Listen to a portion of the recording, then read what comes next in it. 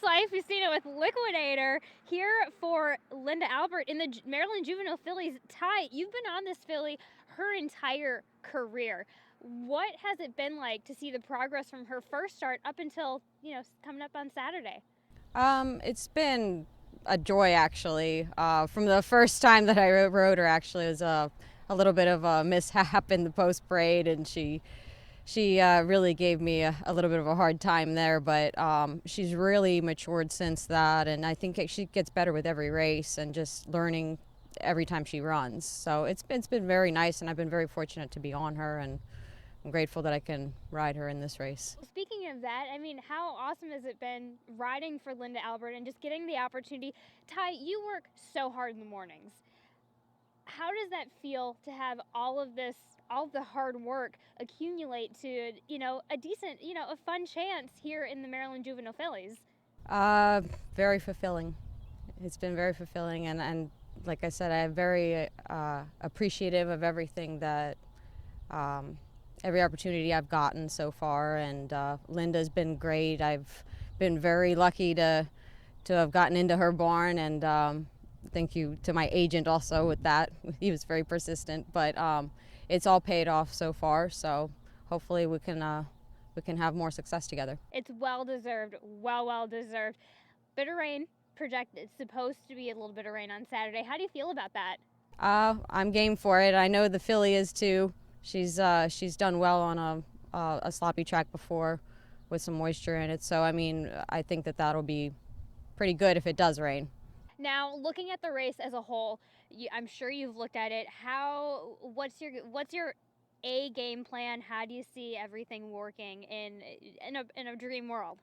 In a dream world, Linda gives me the instructions and I try to execute them as best as I can. but yeah, I think that we'll just have to take a look and see what the race looks like that day, and see what Linda thinks and make a game plan from there. Because she's been able to, the last time she ran on a sloppy track, she kind of took a bit of a front-running approach, and then her last one, she came from behind. What do you think this filly prefers? I think she prefers to just be comfortable, be left alone when she gets into the race, and then when you ask her to start making her move, you just stay with her, and she'll give you all she's got at the end. She's pretty honest like that. Absolutely. So in that win, when she broke her maiden, that was a bit of a light bulb race. What do you think when you were on her in the race?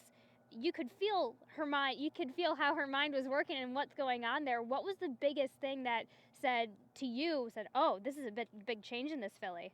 For her maiden race Yes. when she broke her maiden. Yes.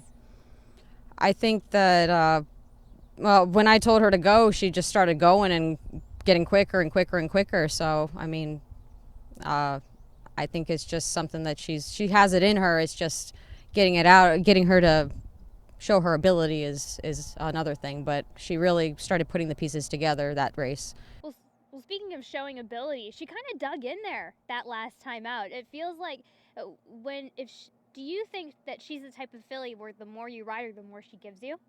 I think that she's the type that needs to kind of gather herself together first. But when you're riding her, she is very competitive. And so when she felt that horse outside of her that day, she dug right back in. But she's also, like I said, she's still a little bit green here and there. And so when she didn't switch her lead right away in the stretch, she broke her maiden without having switched her lead that day. But the last time that she ran and won, she did end up switching and she dug back in again. So I think that made a lot of difference. And like I said, she's learning every time she runs. She learns a little bit more and a little more. So, Ty, let's see what more we can see out of her on Saturday. Best of luck for you and Liquidator. thank you so much, Callie.